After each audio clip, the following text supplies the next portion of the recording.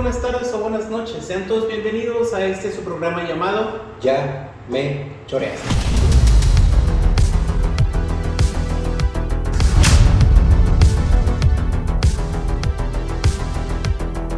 Crucé los mismos de siempre, tanto Salvador Como Diego. y pues bueno, el día de hoy tenemos a una nueva invitada.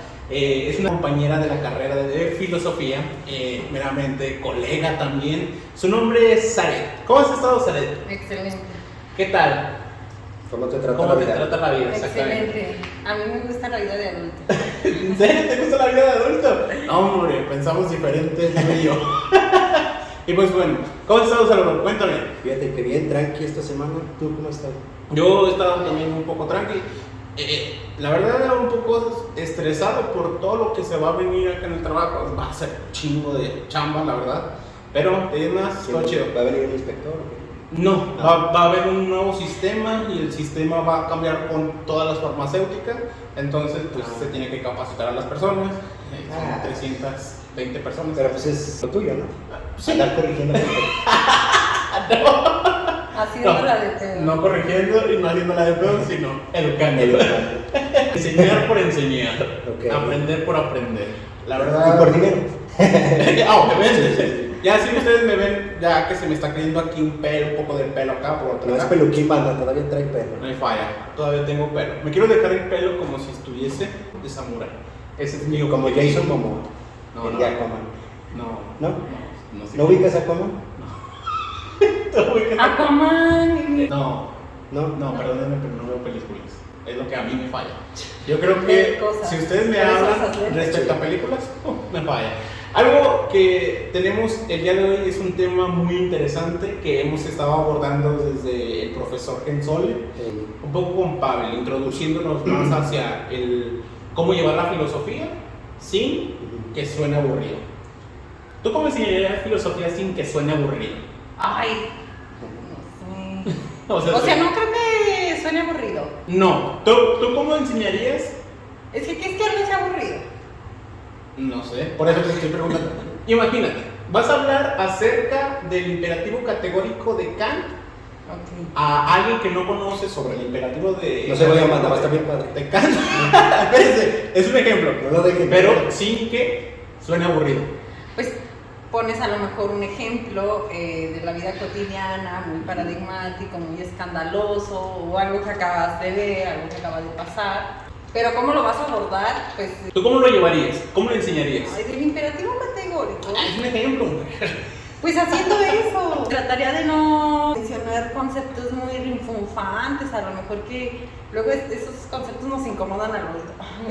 Exactamente, y una de las cosas que vamos a estar abordando en esos momentos Es el imperno. el imperativo categórico. Primera parte. Surprise. No, vamos a hablar acerca de... A la adversarialidad en la argumentación. No se vayan banda por No, dos. no se vaya a No, mandar. ahorita Sí, se las explico. porque dijo rimbombantes y me menciona adversidad. ¿Cómo dijiste? Tiene adversarialidad de adversario. Ok. Ok. Sí, sí, De sí. adversario. Y de hecho se dice que todo, o sea que una forma popular de argumentar es esa, viendo al otro como un oponente. Ok. Fíjense. Ok, ya vamos entrando. Es que te lo preguntamos porque con el profe Gensole hablaba de esto de hacer que la gente se inmiscuyera más en la argumentación, en el pensamiento crítico y sobre todo en la filosofía en general, ¿no? Y con Pavel lo abordamos, pero ya desde una óptica de difusión, de cómo hacer todo esto, pero de una manera no tan tediosa, tan aburrida. Por ejemplo, ahorita que te planteamos este tema del imperativo categórico, así como ese, hay un chorro de temas también muy complejos de abordarse en la filosofía, porque los autores no se prestaban. Machate un gallito. Sí. Pues es que mira, una cosa es como estudiar eso y otra cosa es hacerlo. O sea, como que la argumentación como objeto de estudio pues es muy diferente a argumentar. Siendo dos cosas distintas, pues cada una va a analizar cosas diferentes, ¿no? O sea, cómo es que argumentamos o cómo es que deberíamos de argumentar es muy diferente a cómo se da la argumentación en contextos, no sé, académicos o de la vida cotidiana. Por ejemplo, en la vida cotidiana, cuando hablamos sobre argumentación o sobre el dialogar, ya estamos pensando en derrocar a otra persona sobre lo que yo estoy diciendo porque yo tengo la razón y la otra persona no. Es ahí donde empezamos a hablar sobre adversariedad. Sí, un poco sí. Bueno, al principio es importante tener como muy claro que hay 3 términos importantes y que son distintos, o sea, denotan cosas distintas en contextos distintos. Aquí. No lo anoto porque se me va a olvidar. ¿Cuál es el primero? Y aquí, mira, aquí los tengo, aquí hay una cosa. A ver, ¿cuál es el primero? El primero es argumento, argumentación y discusión. Ok, ¿cuál es la diferencia entre argumento y argumentación? Ok, mira, por ejemplo, el argumento como producto, veámoslo así, es esta forma que nosotros conocemos mucho o que en filosofía utilizamos muy constante, que la utilizamos en todos lados, que es una premisa más una premisa igual a una conclusión. O sea, si yo doy premisas, eso me va a llevar necesariamente a una conclusión. ¿Qué es una premisa? Pues es... No, es que para la gente, porque pues igual uno está pendejo. No hay que utilizar palabras rimbombantes. Pues una premisa puede ser una razón, ¿no? Un fundamento. ¿Una explicación? Una explicación, información que apoya a otra cosa. Si no lo imaginamos como un cuadro sinóptico, hay una afirmación, pero esa afirmación solo puedo yo decirla si creo ciertas cosas, ¿no? Y esas cosas que creo, esa lista de cosas que me hacen decir esa afirmación son mis premisas. Ok, por ejemplo, el cielo está nublado. Ajá, esa es una afirmación. Entonces una premisa puede ser que tú venías caminando y viste el cielo nublado. Ok. Y por lo tanto va a llover. Ay, pues eso. Juntando el argumento con el de Salvador. Ajá. Ahorita sí Bueno. son enunciados que se apoyan Ajá. para llegar a una conclusión. Ajá, y eso es el argumento como producto. Ok. La argumentación es, pues parece que es la dinámica que se hace en torno a dar argumentos, ¿no? Que nos va a decir un poco que argumentar es más que solo dar razones en favor de una afirmación. La argumentación como práctica tienen que ver cosas acerca de qué, cómo, para qué, por qué es que argumento, ¿no? En dónde. Los contextos también son importantes, como en este sentido, con quién argumento, o sea, si es, por ejemplo, un par epistémico o no, o si trato de convencer, o si mi argumento está tratando de derrocar a otro. Ok. Y hay cosas que van haciendo más específica esa actividad. La argumentación parte en un principio para convencer a otra persona. Ay, pues... Por ejemplo, la retórica, cuando la utilizan en la política, utilizan esa forma para poder convencer a las personas para que voten por ellos. Ajá, pero esa es la retórica. ¿Y la retórica no es igual que la argumentación? Pues no... Pues podríamos decir que la retórica es un tipo de forma en la que argumentamos, pero no podemos decir que es lo mismo. Bueno, yo no lo diría. Porque cuando los políticos se presentan en una... ¿Cómo se llama? Esos que hacen los políticos. En una mesa de debate. En una mesa de debate. Ajá. La mesa de debate, tú los escuchas y a la vez no los estás atacando a ellos, sino que tratan de persuadir a la persona que los está escuchando para poderlos convencer, para decir, ¿sabes qué? Yo me voy por el voto, por el bronco, algo que hice yo. Bueno, pendejo. Vamos a poner el caso que no fuese ese y ahorita vamos a eso.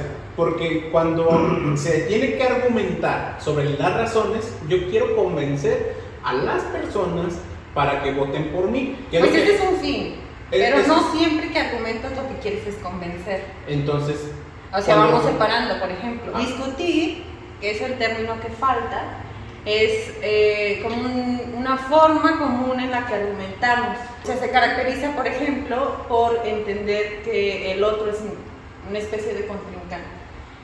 Bueno, por ejemplo, en las cosas que yo he estado revisando, hay una chica que lo explica con un argumento que a mí se me hizo muy sencillo entenderlo, que es, tú sostienes X, entonces tú crees que X es verdad, tú crees que no X no es verdad, entonces por lo tanto quienes creen no X pues están en un error o se equivocan, y por lo tanto quienes defienden no X, pero ¿dónde está la discusión ahí? pues si yo digo que va a llover Ajá. y tú dices que es falso que va a llover, estás diciendo que es falso lo que yo estoy diciendo. Ajá. No X. Pero entonces estás tratando Entonces tú estás diciendo, de convencer a la otra persona. pues no, a lo mejor no trato de convencer, pero sí trato de convencerte de que tú estás mal. Tratas de convencer. Pues es que mira, hay una cosa, y ahorita tú lo dijiste así muy fugazmente, dar razones. ¿Para qué dar razones? Ajá. Tú dices, para convencer. Para convencer, otro es para solamente difundir O lo que tú investigar. piensas, tu investigación. Por ejemplo, lo que yo veo en los debates que no son así como este que te acabo de decir. Vamos a poner el ejemplo que existe un mundo. Sí, en un mundo, bueno, también se presta. Por ejemplo, no sé, alguien está defendiendo el azul y otro defiende el rojo. Ajá. Y el rojo da razones no para convencerte, para convencer quizás a la gente que está allá y para explicarte a ti las razones de por qué considera que rojo es el indicado. Y es el punto de argumentación. Ajá. El punto de argumentación es tratar con retórica, persuadir a la persona para que el rojo Pues ese convenza ya es un- a los blancos. Ese es un propósito muy específico. Y a veces hay cosas como eso, argumentaciones muy amplias, no lo hacemos con un solo propósito. Por ejemplo, hay argumentaciones que las hacemos para explicar.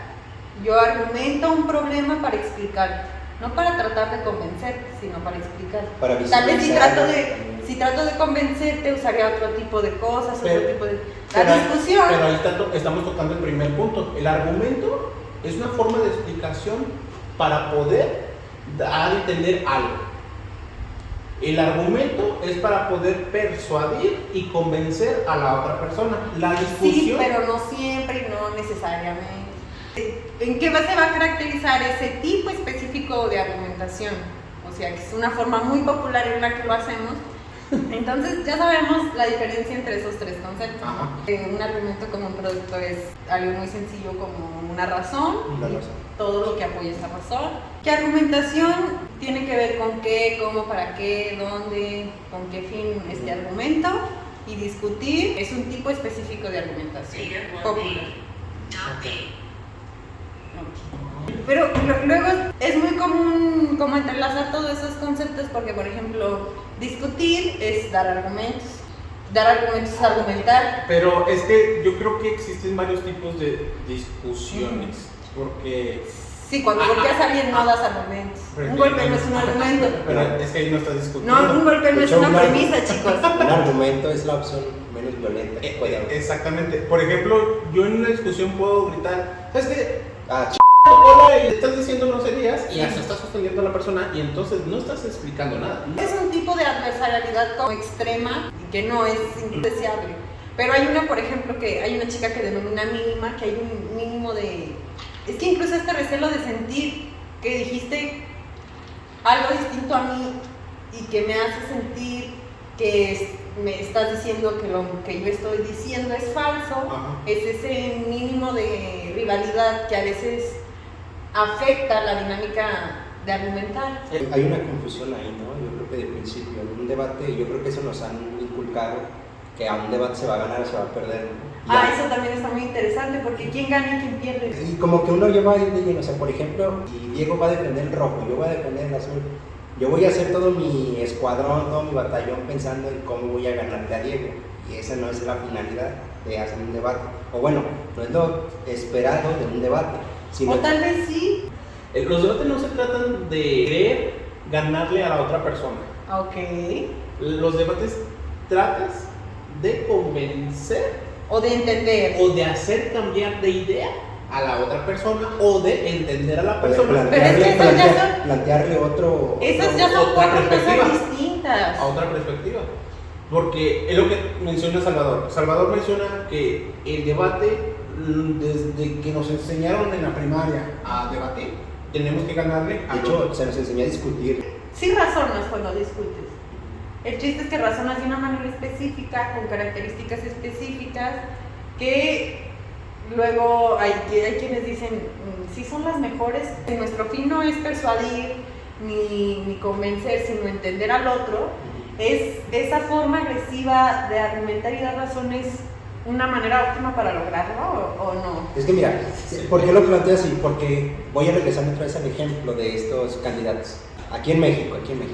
Uno trae la idea de, o sea, por ejemplo, uno tiene sus problemas y todo eso y en su comunidad, no sé, alguien está con problemas de seguridad de agua, de luz, lo que quieras, ¿no? Y ve a los candidatos que son los idóneos y ellos plantean ese tipo de plantilla como voy a solucionar estos problemas, ¿no? Y en una mesa de debate, pues esperarías que ellos plantearan esas ¿Propuestas? Exacto, esas propuestas de alguna manera como para decir yo propongo esto y más allá de, si ellos no lo proponen, yo lo tengo, ¿no? Lo que pasa es que, dado que estamos tan acostumbrados a que en las discusiones o en las mesas de debate terminamos haciendo esto, terminamos gritándole a la otra persona, terminamos atacando, minimizándolo, diciéndole que él no debió haber estado aquí. Me tocó ver una vez en una mesa de debate que los chavos estaban sacando todas sus notas de Wikipedia y la otra persona sí se dio cuenta de eso, ¿no? Ahí viene el ataque, pero ataque a tus razones que estás proponiendo. El hecho de que nos cuestionemos si aquí en México por lo menos hacer debates, hacer discusiones, son las mejores o no, es porque viene precedido de que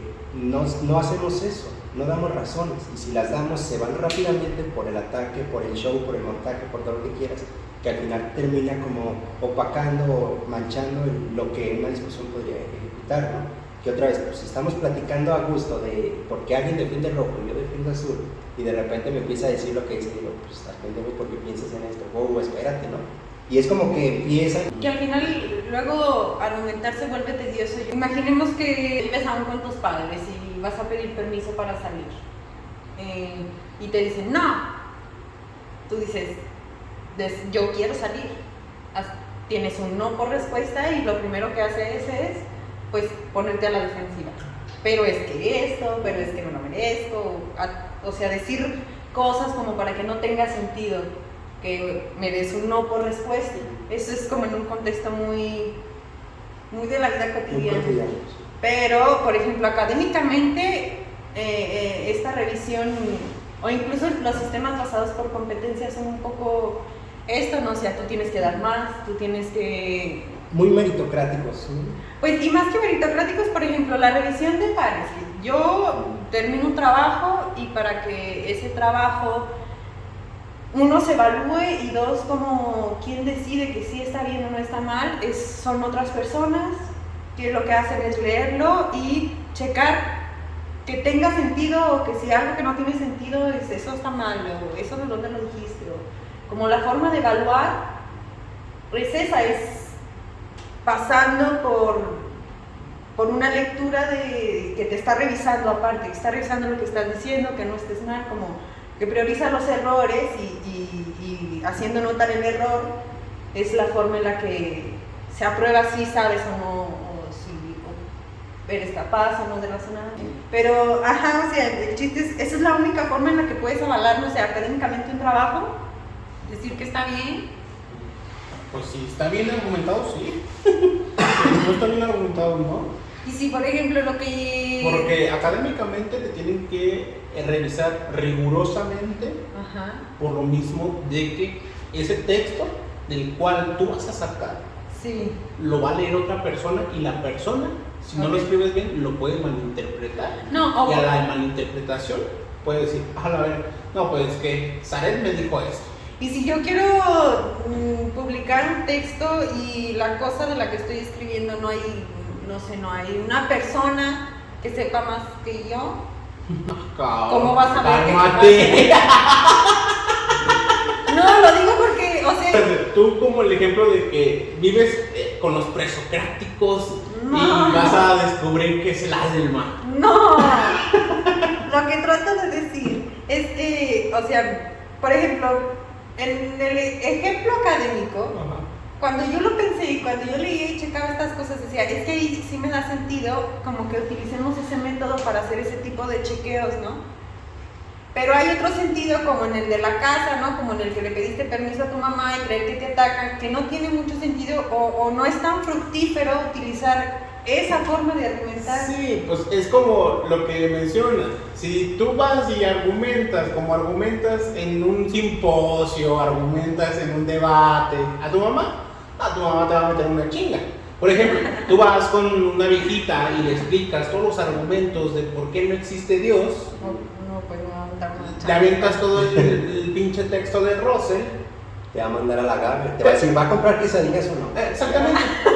Y va a terminar diciendo, ¿Qué pasa? Dios te bendiga. Exacto. Déjame voy a misa y se me hizo tarde por escuchar tus pendejadas. Pues bueno, ¿dónde debemos utilizar la argumentación en buen sentido? En todos lados, pero sabiéndola utilizar en diferentes formas. ¿Cómo diferentes formas? Voy a ser riguroso en tal lugar. Que no te gane esa palabra. Voy a trabajar en eso. La Y dicción cuando esté con mis amigos, de la serie. o cuando hay una discusión que mi mamá no me quiera dejar salir, entonces no es necesario utilizar tanto Pues sí. ser riguroso. Bueno, sí. Sí. Obviamente, pues le vas a dar una explicación de por qué necesitas salir. Sí, pero el chiste es, por ejemplo, hay preguntas, o sea, eso es planteándolo como desde un sentido más simple, pero si lo que, bueno, nosotros estudiamos filosofía y a veces como que estudiar eso como tu objeto de estudio te hace hacerte preguntas más generales como de, uy, ¿sí deberíamos conservar ese tipo de métodos o deberíamos de dejar de...? Porque aparte ese método, esa forma de argumentar, la de la discusión, es un paradigma disciplinario. ¿Por qué? Porque es la forma en la que se acredita el razonamiento, por ejemplo. ¿Y cómo quieres acreditar el conocimiento? Pues no sé, o sea, hay muchas formas en las que... No, o sea, hay otras, todo tiene que ver con qué otros métodos existen y qué me ofrecen estos métodos distintos, cómo se va a entender cosas como el fin de la argumentación, ¿va a ser entender o va a ser persuadir o va a ser cuál es el mejor de los fines? Pero, no sé, pero estudiarlo. es que tienes que ver tus fines. Por eso, yo político, ¿cuál es mi fin? Persuadir al pueblo, convencer al pueblo que vote por mí. ¿Cuál es el fin de un diálogo entre tu mamá y tú? Ok. Pues que me dejes salir. Uy, pero hacer ese tipo de especificaciones, imagínate, Pues para eso. argumentar No. para ver si me dejan salir. Luego, número 2, ¿Cómo? argumentar. Ah, que estás poniendo un estándar. Sí, como si lo categorizamos, o si el rollo es que no podemos categorizar como tan sencillo. Por ejemplo, vamos a poner el caso de las personas que son de las que tienen una secta. Esas personas, ¿Qué tipo de secta? la luz del mundo. ¿Pero es una secta? Esa es una secta. Sí. Ok. ¿Cómo qué definen por religión? De verdad, el profe Pavel, si está viendo esto, espero que se haga ese podcast sobre religión. Estuvo bien interesante. Por ejemplo, las sectas, ¿qué es lo que quieren? ¿Qué es lo que quiere la secta? La verdad, la secta Luz del Mundo no quiere que te vayas al cielo. No quieres que tu alma sea purificada. Lo que quiere la secta es cómo sacarte feria, cómo cada quincena sacarte el diezmo. ¿Y Sí. cómo lo...? Obviamente, hasta la católica, nada más que la católica, pues yo creo que ya le bajó un poco a su pedo respecto al diezmo. La secta hace eso, querer persuadir para bajarte dinero. ¿Qué es lo que hace? Te va a hablar bonito. Pero esa secta, Bonito. No. las satánicas que Las satánicas también quieren tu dinero. Obviamente toda religión quiere tu dinero. No te creas nada de esa vaina. No existe nadie. Entonces, van a hablar bonito. Es diferentes formas de hablarle a las personas. Como un político, para armar a las personas para la guerra, ¿cómo les va a hablar?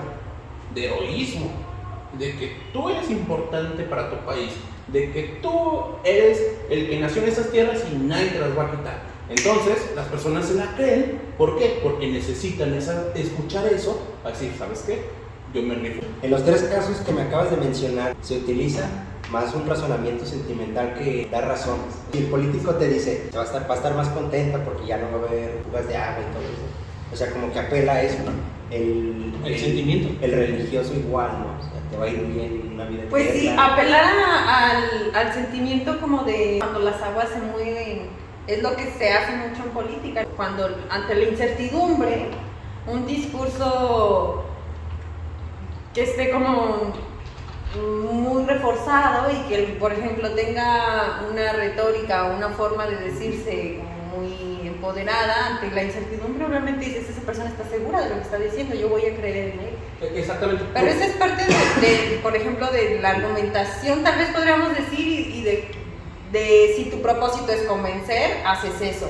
Pero si tu propósito es entender, el chiste es a discutir qué hace distinto a discutir de otras formas y en qué casos puede servirme más un formato de discusión que otro tipo de formato. El rollo es que este tipo de forma de argumentar, bueno, la de discutir es muy popular en todos los ámbitos, es una forma en la que creemos que así se razona, pero utilizarlo además pues puede ser vicioso o tiene ciertos problemas que a lo mejor todavía no entendemos y que deberíamos de estudiarlos, ¿no? O sea, tratar de ver qué onda. Como esto que hace rato mencionaba Salvador, de quién gana, ¿no? O sea, bueno, si siempre vamos a ser contrincantes, ¿quién va a ganar? ¿Quién defendió bien su argumento o el perdedor? O el que no logró hacerlo. ¿Cómo sabes quién dijo? Bueno, ¿quién lo eso defendió ni mejor? siquiera es parte de los Y que ni están pasa, hablando, y ni pasa. porque eso ya es parte de los que ya están allá, o sea, del público que te está viendo de la posteridad. O por ejemplo, si ganar, solo voy a poder ver si mi argumento es a través de haciéndolo, convirtiéndolo lógicamente y viendo a ver si tiene sentido, si es verdadero, o sea, solo así. Imagínate todo el día tener que hacer eso con nuestros argumentos, pues es algo que no hacemos. Esa parte a mí también se me hizo muy interesante, como de quién es el que gana y quién es el que pierde. Y en esta metáfora de que la argumentación es una especie de guerra, en la que el otro va a ser mi adversario. Bélicos. Ajá. Echa las rolas de Luis R. Van a ir a verlo a la feria. Natanael. CH con pizza. Pero sigamos. Sí están chidos, sí los topo. Pero continuamos. Pero no me refería a esa... Bueno, No. argumentar es una forma bélica, pero sí. Es una forma de querer que la otra persona pierda totalmente toda la credibilidad. Que llega a pasar, pero si eres una persona que desde que se plantea el debate, por ejemplo, Noam Chomsky contra Michel Foucault, si tú traes esta mentalidad de, bueno, voy a ir al debate a plantear mis razones y no ganar, escuchar lo que la otra persona me va a decir y yo plantear mis razones, bueno, eso es una idea, ¿no? Y en el momento en el que empiezas a plantear tus razones y todo eso y te das cuenta que ahora sí, en el debate se alcanza a distinguir, porque eso también es notorio en ocasiones, que alguna de las dos personas se va a tambalear en algún momento con los argumentos que alcance a dar. La otra persona puede que, no sé, no esté preparada, no haya traído buenos argumentos, buenas razones, o simplemente empieza a utilizar este tipo de factores como el gritar, como el empezar a atacar, y ahí es donde se empieza a distinguir, ¿no? O sea, se empieza a ver como ¿Quién si la otra gana y persona- quién pierde? no quién gana, sino quién está o no estaba preparado para el debate, ¿no? Hay otro- ¿O qué argumento era mejor que qué argumento en el sentido de tienen sentido, tienen coherencia? Por ejemplo, hay otro debate famoso que es el de Zizek contra Jordan Peterson, que es un filósofo contra un psicólogo, ¿sí? Pero también se cuestionaba esta idea, ¿no? De quién ganaba y quién perdía. Que a fuerzas tendría que haber un ganador y un perdedor. Más bien es O por que- ejemplo, algo que a mí se me hace más curioso y que lo quiero mencionar antes de seguir con esto es que la ganancia sigue siendo metafórica. Es, por ejemplo, si sí vamos a ganar algo, significa que voy a tener una cosa que antes no tenía. Sí. Por ejemplo, vamos a empezar a discutir. La persona que empieza a discutir, a lo mejor podríamos decir que es distinta a la persona que termina discutiendo. O sea, no sé, tú y yo discutimos, las cosas, mi argumento y mis premisas a lo mejor no tenían sentido o estaban mal, o tenía un error en alguna y tú me le hiciste, gracias a tus ataques, me hiciste hacer eso consciente, ¿no? Entonces tú ganaste, tú eres el ganador y yo soy la perdedora. Pero si hablamos en términos de algo que no tenía antes y que ahora sí tengo, pues yo tengo más, ¿no? Por ejemplo, yo sé que yo estaba mal. Y sé en Ojalá, qué... ¿no? No, que había un error. Ya los unidos de eso. Ok, cometí un error, tenía un dato, pero yo ya sé y yo tengo como que mi retroalimentación es más rica. Y ahora conozco formas en las que puedo cambiar mis premisas y que sean más fuertes, puedo cambiar incluso mi opinión entera. Y alguien que logra cambiar de opinión, pues crece porque ahora conoce dos cosas distintas. Y en ese sentido, si la metáfora de la ganancia fuera epistémica, el perdedor de hecho gana más que el ganador, porque el ganador se queda igual, se queda pensando lo mismo y se queda apoyando lo mismo, tal vez un poco de retroalimentación sí, pero pues el perdedor tiene esta nueva oportunidad de elegir una cosa y eso le da una ganancia. Entonces, si hay un ganador y un perdedor, ¿quién es? ¿Y en qué sentido es la ganancia? Pero es que ese es el ideal. El ideal es que la persona de la cual reconoció que su argumentación no fue favorable, entonces lo que hace es, ok, vuelvo a la argumentación a la cual dije, investigo, ok, si estuve en un error respecto a esto, o la persona me convenció respecto a lo que me dice, va, gano algo. Gano y conocí algo nuevo y que tomé otras decisiones o conocí X cosa. Pero por ejemplo, si lo conociste, si lo sabes, pues ya tú ganaste tienes como una ganancia, pero epistémica, ¿no? Porque conoces algo que no conocías. Ajá. Pero el chiste es de que en la metáfora de la argumentación como guerra no se sabe si la ganancia, cuando hablamos de ganancia, hablamos de todavía una metáfora en la que alguien venció a otra persona, o hablamos de que sí hay ganancia epistémica, y si es epistémica, este método nos ayuda a obtener a ambas partes la misma ganancia o favorece una. ¿Y cómo vamos a llamar a quien favorece y cómo vamos a llamar a quien no favorece? Si nos mantenemos, como lo dices, en lo epistémico, puede favorecer a los dos. Ok, la otra persona quizás tuvo unas cosas de las cuales no fueron verdaderas, pero rescato varias cosas de él. Okay. Las puedo rescatar. Rescato a aquel punto que me mencionó respecto a la trascendencia kantiana. Ok. Hasta ahí. Ya de ahí más, no me gustó cómo su argumentación, por dónde se dirigió. Porque tú vas, cuando argumentas, tú vas dirigiendo la argumentación. Tú vas forjando tu camino para llegar a conclusiones que tú ya tienes previstas anteriormente. Ok. Y entonces, en ese sentido, tú dices, pues bueno, yo aprendí algo de él aprendió algo de mí, y él se va a llevar más en un sentido. Cuando se trata el tema sobre opiniones, es quizás ese güey ya perdió toda credibilidad, aunque esa persona dijo unos argumentos que sí fueron favorables. No rescato todos, pero al menos 5 sí llevo. Pero no por eso va a perder toda su credibilidad. Y lo que pasa es que cuando una persona empieza a argumentar de tal forma que la otra persona se achica, esa persona pierde toda credibilidad. ¿Qué es lo que pasó con el famoso debate de Diego Rusarín con ¿cómo se llama? Máster Muñoz. El Máster Muñoz. El Máster Muñoz, obviamente, muy peligroso. Hablas de debates muy famosos y la verdad yo no los toco. No, por ejemplo, obviamente Carlos Muñoz suelta cosas muy falaz que tú dices, verga, güey. Y perdió la credibilidad. Y eso es favorable. De hecho, te recomendaría los 3 que te acabo de decir. Ok. Para que te des cuenta tú desde aquí, o sea, te vas a dar cuenta. Por eso digo que es muy diferente estando aquí que estando de público. Tú de público vas a ver esos 3 debates, y en este último, por ejemplo, vas a darte cuenta quién es el que ya va a ir perdiendo el vuelo. Obviamente, Carlos Muñoz lo que hace es atacar a la persona mientras... ¿Y el ataque así se superve? Sí, el ataque es super bien. Y mientras que el otro, el Diego, dice, ¿pero por qué? O sea, se le empieza a hacer preguntas, y en esas preguntas... Es que lo intenta, eso es una cosa también. Cuando uno va a o sea, es que te digo, es un ideal, pero sí se puede, nada más es quitándote esos sesgos. Y se ha dado. Es el hecho de que, por ejemplo, en este debate último que acabas de mencionar, Diego Rusarín contra el Máster Muñoz. El Máster Muñoz es una persona, como cualquier persona que puede llegar a debatir, una persona encerrada en una burbuja. Y yo voy a defender estas creencias. Pero Diego Rusarín, por eso es que yo creo que se volvió famoso ese debate, porque él llega como a pinchar esa burbuja de decir, bueno, salte un poquito de todas tus creencias y empieza a argumentarme, a razonarme por qué crees esas cosas, por qué dices eso, ¿no?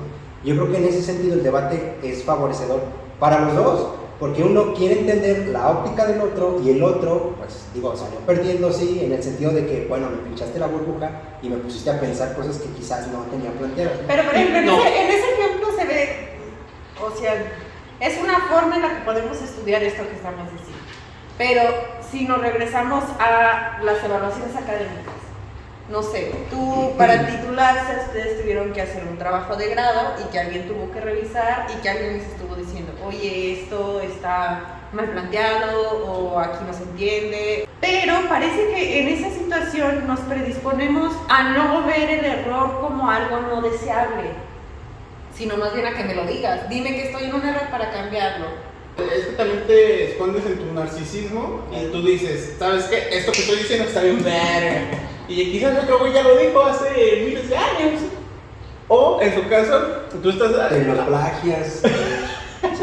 Lo traigo del alemán, lo traduzco al español, luego lo cambio al inglés y ya lo voy a traducir para que ya no... No, pero lo que quiero decir es que hay formas en las que utilizamos como estas características de las que hemos estado hablando que nos ayudan o como que estamos más abiertos a escucharlas, estamos más abiertos a escuchar el no, por ejemplo, en un ambiente académico en el que yo ya estoy predispuesto a lo voy a entregar, me lo van a revisar, me lo van a corregir, pero en la vida cotidiana se ve como más impactante, más brusco y hasta más violento, ¿no? Hablábamos de que cuando uno tiene el conocimiento de alguna cosa en específico, como en este caso de la filosofía, de autores, de libros, de lo que quieras, está chido, sí, porque tienes un conocimiento que otra persona no, pero eso no te da la potestad de humillarlo. Yo creo que podemos aprender de todo. Sí, es que eso mismo lo puedes adjudicar al debate o a esto académico, ¿sabes?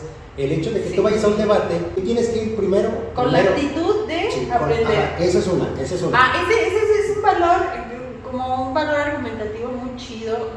Yo nunca lo he leído así, pero tener una actitud y una disposición. Algo que yo pensaba era, no tenemos una cultura de aprender sobre el error. O sea, el error nos incomoda. Si yo te digo, estás mal, güey, no mames, es que yo estoy bien, o sea, está bien chido lo que pensé, ¿sabe qué? Siempre no Santo Tomás me dijo que ya lo había dicho, mira. Pero no tenemos una cultura de, no mames, me equivoqué, pues, o sea, la goma, el borrador no es nuestro amigo. Estamos acostumbrados por la educación, por lo social, a que si nos dicen, estás mal, es ya de lleno un ataque a ti, no a eso. Es un ataque a ti. Y lo vuelve como personal cuando, pero que yo diga que lo que estás diciendo está mal no significa que diga que eres una mala persona, no significa que diga que eres un pendejo que no sabe pensar, solo significa que yo creo otra cosa distinta. Por eso es muy importante, el desacuerdo es muy distinto a la discusión. O sea, hay características que hacen como estas, de que los hacen distintos. Y ya como concluyendo, y para empezar a cerrar el tema, que cuando hablamos de argumentos, argumentar, discusión, bla, bla, bla, hablamos de muchas cosas. Y a veces no tenemos muy claro eso, pero son cosas que estamos haciendo todo el tiempo y que practicando todo el tiempo, que es necesario hasta para ir a la tiendita tienes que hacerlo, y que a veces tienes muchos vicios que no te das cuenta y que no favorecen, por ejemplo, la comunicación, o qué tipo de comunicación favorecen, pero pues saber esas cosas, aprender esas cosas, nos ayuda a comunicarnos mejor. Y una cosa rápida, otra cosa es que si tú te vas a enfrentar a un debate o vas a lo académico, tanto debate como académico fuera, tienes que tener presente que te puedes equivocar, esa es una. Pero la otra es que si vas a un debate... Y que no está mal equivocarse. Que no está mal equivocarse, que de hecho vas a aprender, que eso yo creo que es lo más sano. Si vas a un debate y alguien va a defender rojo y yo voy a defender azul, yo tengo que investigar sobre lo que él pueda defender de rojo, ¿sí? O sea, la postura contraria a la que yo voy a defender. Y no tomarnos personal que si están atacando rojo, no te están atacando a ti. O sea, bueno, también ese es un trabajo que tenemos que hacer día a día. Fíjate que yo, por ejemplo, yo trabajo con niños y... ¿Dónde trabajas? Doy clases a niños y les voy explicando cómo contestar problemas de aritmética, como de regularización. Y una de las cosas que yo he observado es que una parte del aprendizaje, o al menos de la forma en la que se les enseña, es diciéndoles sus errores. O sea, tú haces tu trabajo y luego te lo revisamos, te marcamos los errores para que los corrijas. Si los vuelves a tener más, te los volvemos a marcar hasta que ya dejas todo resuelto bien y ya, lo que sigue. Pero y se dice que el aprendizaje comienza con el error, porque lo que sacaste bien pues es algo que ya lo tienes, o sea, no es algo que no sabías, y ahora sí es como algo con lo que cuando hiciste la prueba ya tenías. Lo que no, o lo que tienes que reforzar, es aquello que el error te dice. Entonces, el error nos va diciendo como cosas que debemos fortalecer, como músculos que debemos practicar, pero esa parte es la más complicada porque la gente casi siempre que dice sus errores se enoja, incluso desde los niños, o sea, hay muchas actitudes distintas en las que reaccionan los niños al error. Hay quienes se frustran, hay quienes lloran, hay quienes dicen, ay sí, ya sabía, yo no me había entendido, o hay quienes dicen, no hay rollo, ahorita los contesto. Hay quienes les encanta más revisar errores que avanzar, y hay otros que se les juntan errores de años y de años y que nada más no quieren abrir esa carpeta de errores y corregirlos, pero que luego no te deja avanzar. Entonces, no sé, a mí se me hace muy interesante esto de la cultura en torno hacia el error y como, no sé si decir pues como romper paradigmas en torno a eso. Está bien chido equivocarse. Yo le digo a la gente, equivóquese, pero también pónganse truchas, porque una cosa es equivocarnos naturalmente, otra cosa es a que ya nos guste ahí hacer las cosas mal, o sea que un error no te pase 2 veces. A mí me suena complicado de que todos los días argumentamos. ¿Por qué? Porque hay personas... ¿Ya van a empezar a argumentar? No. Yo dije, ya hay un ataque. Pero hay muchas personas que no argumentan, solamente imponen. Sí. Yo a veces difiero. De hecho, es una clave para la argumentación. Cuando ya no hay argumentación, hay imposición. Ajá. Y no existe argumentación, solamente imposición. Hay cosas donde yo solamente digo, híjole, pues no hay argumentación. Por ejemplo, el papá que le dice no al hijo, o el jefe que dice, hoy todos me vienen vestidos así. Pero ahí ya no hay ni comunicación. Existe la comunicación. Es que más bien se cierra la comunicación. Ajá, se cierra. Porque al momento de imponer es como una línea, es como se cierra una puerta y ya no hay paso aquí. O sea, ya no puedes decir por qué sí, por qué no. Que exista más eso que argumentación. Considero que hay más eso, la imposición y la discusión que la argumentación.